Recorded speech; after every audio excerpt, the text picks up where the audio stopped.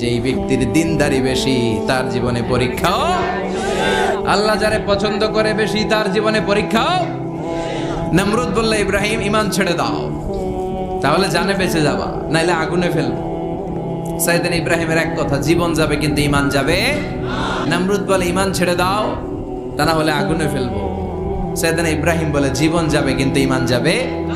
তার মানে আগুনের পরীক্ষায় পাস। চিল্লায় বলেন, আগুনের পরীক্ষায়। পরীক্ষা নাম্বার 2, একটার পর একটা পরীক্ষা নিতে আল্লাহ শুরু করলেন। আল্লাহ বললেন, ইব্রাহিম যাও, কলিজার টুকরা সন্তানকে আর হাজারকে মক্কার ধুধু প্রান্তরে ফেলে দিয়ে আস। ওখানে মানুষ নাই, প্রাণী নাই, জনমানব শূন্য, দেখি আমার কদ্দুর ভালোবাসো। বলতে দেরি, টু শব্দ নাই, মরুভূমিতে ফেলে দিয়ে আসলেন। তার মানে পরীক্ষা নাম্বার 2তেও, কথা বলেন, 2তেও।